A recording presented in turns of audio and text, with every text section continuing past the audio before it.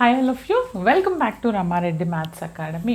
ఈ వీడియోలోన అయితే మనం ఇప్పటి వరకైతే పర్టికులర్ ఇంటిగ్రల్లో మెథడ్ 1 ఏంటో చూసాము. ఏంటది? F D of y is equal to Q of x ఉన్నప్పుడు ఏముంటాలంటున్నాను, if this Q of x is exponential అయితే గనక ఎలా సబ్స్టిట్యూట్ చేయాలి, డినామినేటర్ 0 వస్తే ఏంటి, అండ్ ఇనిషియల్ ప్రాబ్లమ్స్ కండిషన్స్ ఇచ్చినప్పుడు ఎలా చేయాలని చెప్పాను. ఒకవేళ కనుక ఈ వీడియో ఫస్ట్ టైం చూస్తే దీని ముందున్నటువంటి వీడియోస్ అండ్ వరల్డ్ ప్లేలిస్ట్ కూడా డిస్క్రిప్షన్లో ఇస్తాను, అక్కడికి వెళ్ళి చెక్ చేసుకోండి. తర్వాతనే ఇది చూడండి, క్లియర్గా ఉంటుంది. This is method 2. బట్ వీడియోని మాత్రం కంపల్సరీ లైక్ చేయండి, కమెంట్ కంపల్సరీ. ఓకేనా బేటా? ఇప్పుడు మనం ఇది చేసాము. ఈ మెథడ్లో ఏం చేసామంటే డి ప్లేస్లో ఏ సబ్స్టిట్యూట్ చేసాం. ఓకే, ఇది అయిపోయింది. Put D is equal to A. మరి ఎక్స్పోనెన్షియల్ కాకుండా క్యూ ఆఫ్ ఎక్స్ అనేది ట్రిగ్నోమెట్రిక్ ఉన్నప్పుడు ఎలా చేయాలి? Listen carefully, very most important. ప్రతి ప్రాబ్లంకి exponential with trigonometric and algebraic with trigonometric అడుగుతారు, కాబట్టి క్లియర్గా వినండి. ఏమంటున్నారు? పర్టికులర్ ఇంటిగ్రల్ మెథడ్ 2లో పర్టికులర్ ఇంటిగ్రల్ అనేది F D of y equal to Q of x. ఎప్పుడు క్యూ ఆఫ్ ఎక్స్ అనేది సైన్ బిఎక్స్ అయినా కాస్ బిఎక్స్ అయినా ఉన్నప్పుడు ఏం చేయాలనేది నేను ఈ వీడియోలో వర్కింగ్ రూల్ చెప్తాను, క్లియర్గా వినండి. ఏం లేదు బేటా, ఫస్ట్ ఆఫ్ ఆల్ మనకి ఏం చేస్తాము, ఎప్పుడు కనుక్కుంటామో పర్టికులర్ ఇంటిగ్రల్ అనేది ఎల్హెచ్ఎస్ ఆర్హెచ్ఎస్ బోత్ ఉన్నప్పుడు వైపీ వస్తుంది. ఎలా ఉండాలి? F D of y is equal to Q of x. కొంతమంది దీన్నే పై ఆఫ్ ఎక్స్ అంటారు. No need to worry, this is any function in terms of x. ఇక్కడ Q of x exponential అయిపోయింది. మరి క్యూ ఆఫ్ ఎక్స్ అనేది trigonometric ఇచ్చినప్పుడు ఏం చేయాలి? మనకి జనరల్గా వైపీ ఎలాగనుకుంటామండి మనం? 1/f of D into Q of X అని రాసిన తర్వాత ఆ q of x depends upon the function మనం సబ్స్టిట్యూట్ చేస్తాం. ఎక్స్పోనెన్షియల్ అయితే డి ఈక్వల్ టు ఏ. ఇక్కడ ఏమంటున్నాను, క్యూ ఆఫ్ ఎక్స్ అనేది కనుక ట్రిగ్నోమెట్రిక్ అయినప్పుడు మరేం చేయాలి? ఐదర్ సైన్ బిఎక్స్ కావచ్చు లేదా కాస్ బిఎక్స్ కావచ్చు. If this is any function in terms of trigonometric, అప్పుడు వైపీకి మనం ఏం సబ్స్టిట్యూట్ చేస్తామంటే డి స్క్వేర్. ఎక్స్పోనెన్షియల్లో డి ప్లేస్లో ఏ సబ్స్టిట్యూట్ చేశాను, కానీ ట్రిగ్నోమెట్రిక్ ఇచ్చినప్పుడు ఏం సబ్స్టిట్యూట్ చేయాలి? Put D square is equal to minus of B.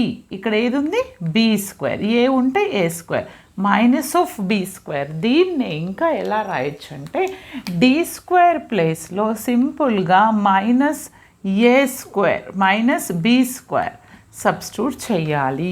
కొంతమంది ఏం చేస్తారంటే కన్ఫ్యూజన్లో ఈ మైనస్ని ఈ స్క్వేర్ లోపల రాస్తారు, అప్పుడు వాల్యూ చేంజ్ అవుతుంది. ఇప్పుడు -2 ఉంది, మనకి 2 సబ్స్టిట్యూట్ చేయాలి. మైనస్ ఆఫ్ 2 స్క్వేర్ అంటే -4 వస్తుంది. అదే మైనస్ ఆఫ్ 2 హోల్ స్క్వేర్ అంటే 4 వస్తుంది. దాంతో ప్రాబ్లం మిస్టేక్ అవుతుంది. అంటే మైనస్ని కామన్గా రాసేసి దాన్ని స్క్వేర్ చేసిన తర్వాత ఓన్లీ డి స్క్వేర్ ప్లేస్లో మాత్రమే సబ్స్టిట్యూట్ చేస్తాము. మరి డి ఏమవుతుంది మేడం అంటారు.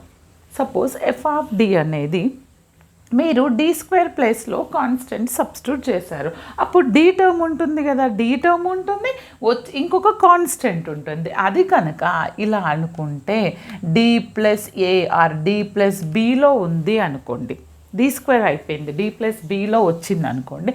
మరి దీన్ని ఎలా రెడ్యూస్ చేస్తారు మేడం అని అంటారు.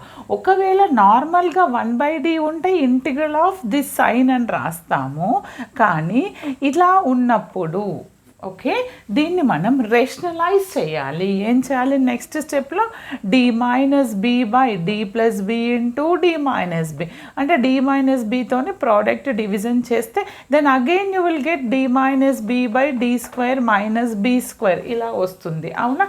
తర్వాత మళ్ళీ అగైన్ మనం సైన్ బిఎక్స్ వాల్యూ ఇది b square d square equal to minus of B square substitute చేస్తే ఇక్కడ కాన్స్టెంట్ వస్తుంది. ఎక్కడి వరకు ఇలా చేయాలి? డినామినేటర్ కాన్స్టెంట్ వచ్చే వరకు చెయ్యాలి. మరి న్యూమరేటర్లో డి ఉంది కదా మేడం అంటారు. ఏం పర్వాలేదు, ఈ డి మైనస్ బితోని సైన్ బిఎక్స్ని ప్రోడక్ట్ చేస్తే డెరివేటివ్ ఆఫ్ సైన్ బిఎక్స్ అని అంటాము, minus b into sine b x. ఇది మీకు ప్రాబ్లం చేసినప్పుడు క్లియర్గా ఉంటుంది.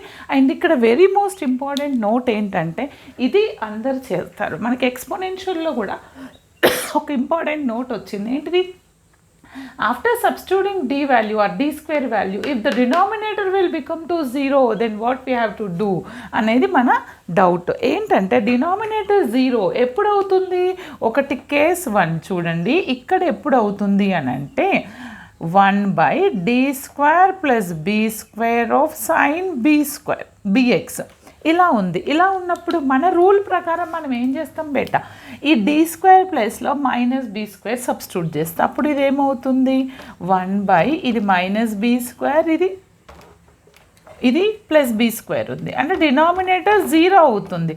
ఇలాంటి కేసులో దీనికి డైరెక్ట్ ఏంటి అని అంటే -x cos bx/2b.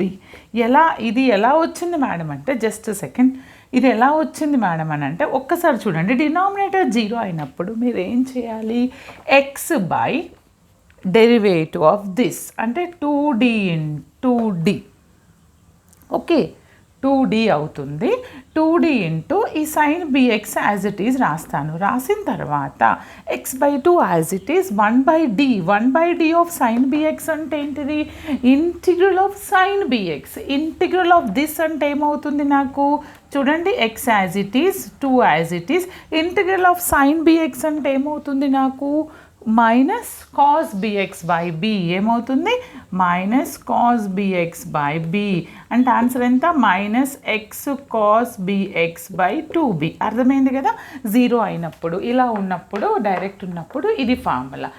అదే ఇక్కడ d² + b²లో సైన్ ఉంటే ఇలా రాసాము, మరి కాస్ ఉంటే ఏం రాస్తారు, cos bx ఉంది. cos bx ఉన్నప్పుడు నాకు ఏమొస్తుంది, జస్ట్ నెగిటివ్ రాదు, ఎందుకని x/2d × cos bx అంటాము, అవునా, x/2d × cos bx.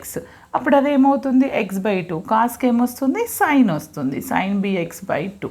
ఏంటిది ఇది, నాకు ఆన్సర్ ఎంత వస్తుందండి, ఇది x sin bx/2b.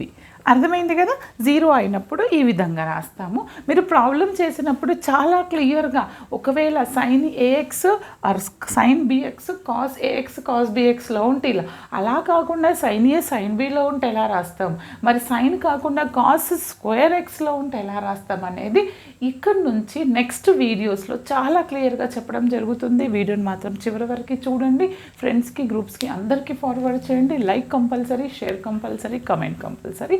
All the best. Thanks for watching.